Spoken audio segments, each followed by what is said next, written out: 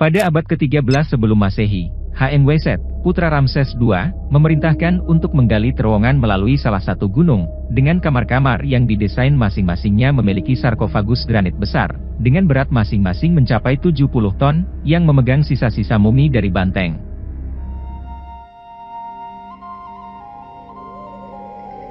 Kuil ini ditemukan oleh Auguste Mariette pada tahun 1850, yang pada awalnya pergi ke Mesir untuk mengumpulkan naskah-naskah Koptik, namun kemudian muncul ketertarikan pada sisa-sisa pekuburan Saqqara. Mariette telah membaca tulisan Strabo, Yunani, yang menggambarkan beberapa bangunan Mesir dari tangan pertama. Penjelasannya tentang jalan dari patung Sphinx di Saqqara dan Serapeum misterius, yang aksesnya hampir mustahil telah membangkitkan minat Mariette. Kemudian dia memutuskan untuk melihat bagian utara Saqqara yang tertutup bukit pasir. Mariette menemukan kepala salah satu Sphinx mencuat dari pergeseran bukit gurun pasir, membersihkan pasir, dan jalan yang mengarahkan ke arah situs. Terowongan yang kedua, dengan panjang sekitar 350 meter, tinggi 5 meter dan lebar 3 meter, digali pada masa Psamtik I dan kemudian digunakan oleh dinasti Ptolemaic.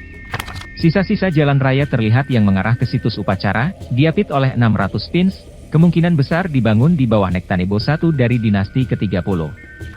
Mariette kemudian memasuki galeri panjang yang memiliki stelae, buku batu prasasti Mesir dan 24 kamar samping, seperti ceruk, masing-masing berisi sarkofagus dari granit gelap yang besar.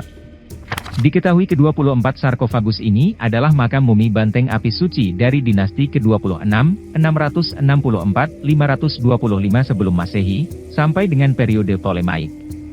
Kemudian ia melanjutkan penggalian, dan tahun berikutnya ia menemukan galeri yang lebih besar lagi, yang menampung sarkofagus-sarkofagus yang bahkan jauh lebih besar, dengan berat mencapai 100 ton. Setiap sarkofagus terbuat dari satu potongan granit dan sangat presisi dalam pembuatannya, dengan sisi-sisi yang halus dan rata. Tingkat ketelitian beberapa permukaan kotak jelas mengagumkan. Seorang insinyur bernama Chris Dan, mengukur ketelitian sehalus deviasi sebanyak 2/10.000 dari garis lurus laser pada beberapa permukaan dalam, yang mustahil dilakukan oleh alat-alat perunggu orang Mesir pada masa dinasti. Inskripsi yang ditemukan di beberapa kotak, jelas dibuat secara kasar dan bukan oleh orang yang membuat kotak-kotak tersebut, tetapi kebanyakan ahli Mesir tetap bersikeras bahwa keduanya dibuat oleh orang yang sama. Oleh karena itu, satu-satunya kesimpulan yang dapat kita ambil adalah, kotak-kotak Serapeum tersebut jauh lebih tua dari orang Mesir pada masa dinasti, dan dibuat oleh sebuah budaya dengan teknologi yang setidaknya sebaik teknologi abad ke-21. Namun, yang paling menarik perhatian Mariette adalah peti mati batu raksasa yang terletak di salah satu galeri. Peti mati ini memiliki panjang 70 kaki atau 21 meter, dan berat sekitar 100 ton, yang membuat banyak orang bertanya-tanya, bagaimana manusia Mesir kuno dapat memindahkan benda seberat itu ke dalam galeri yang sangat dalam dan sempit. Hingga saat ini, para ahli masih merenungkan bagaimana mungkin peti mati batu raksasa tersebut dibuat dan dipindahkan ke dalam galeri yang sangat sulit dijangkau. Ada beberapa teori yang mengatakan bahwa manusia Mesir kuno dapat memindahkan peti mati tersebut dengan bantuan teknologi yang belum diketahui saat ini. Salah satu teori mengatakan bahwa para pembangun menggunakan sistem air untuk memindahkan batu raksasa tersebut. Mereka dapat memanipulasi aliran air dengan mengalirkan air ke dalam kanal yang digali di bawah batu, sehingga batu dapat dipindahkan dengan mudah.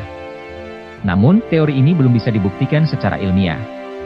Teori lain mengatakan bahwa para pembangun menggunakan sistem tarikan, dengan memasukkan pohon kayu ke dalam lubang yang digali di bawah batu, kemudian mengikat batu tersebut dengan tali yang kuat dan menariknya ke dalam galeri dengan bantuan kekuatan manusia dan hewan.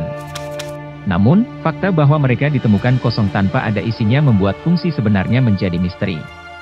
Banyak dari kotak-kotak tersebut terbuat dari granit mawar yang sangat keras, yang diduga berasal dari Aswan yang berjarak sekitar 500 mil, dan yang lainnya tampaknya terbuat dari diorit, batu yang bahkan lebih keras dan diambil dari jarak yang lebih jauh lagi. Bagaimana mungkin orang Mesir pada masa dinasti kuno dapat mengambil dan mengangkut blok-blok besar seperti itu? Hal ini belum dapat dijelaskan oleh para ahli Mesir. Sebagian orang tidak percaya teori penguburan seremonial dan mempertanyakan tujuan situs tersebut. Namun, para Egiptologis belum menemukan teori alternatif yang masuk akal selain teori Apis. Salah satu teori yang dibuat oleh seseorang menyebutkan bahwa situs tersebut digunakan untuk fermentasi di era pradinasti Mesir. Teori ini menyatakan bahwa seseorang di Mesir pradinasti mencampurkan tepung dan daging, memasukkan bahan-bahan itu ke dalam peti mati raksasa, dan menutup tutupnya. Saat fermentasi dimulai, ragi mengubah pati yang ada di jelai menjadi gas CO2 dan etanol. Jumlah gas CO2 meningkat di dalam kotak, membangun tekanan. Kotak granit dibuat dengan presisi tinggi dan memiliki toleransi dalam 1 mikron, sehingga menutup tutupnya, yang pada dasarnya membuat mereka tertutup rapat. Saat fermentasi berlanjut, gas CO2 membangun tekanan di dalam kotak granit. Granit dapat menahan tekanan setidaknya 200 MPa. Singkatnya, tekanan ini 1000 kali lebih besar daripada yang dimiliki ban mobil. Ragi di dalam kotak akan terkena tekanan itu, dan mampu menahan tekanan sebanyak itu. Saat tekanan bertambah, akan ada tekanan mekanis pada kotak granit besar. Granit terkenal terbuat dari kristal kuarsa, dan di bawah tekanan mekanis kristal tersebut menghasilkan muatan listrik. Pada titik tertentu, tekanan yang sangat besar ini akan menyebabkan kotak granit terpecah menjadi beberapa bagian, melepaskan gas CO2 yang dihasilkan selama fermentasi. Namun, meskipun teori ini bisa menjelaskan beberapa pertanyaan, tetap saja banyak elemen yang tidak dapat dijelaskan secara memuaskan. Sebagai contoh, mengapa kotak granit begitu besar dan berat, dan mengapa bahan yang sulit diolah seperti granit digunakan sebagai bahan konstruksinya. Selain itu, apakah tekanan yang sangat besar tersebut sengaja diciptakan atau hanya hasil dari proses fermentasi yang terjadi secara alami?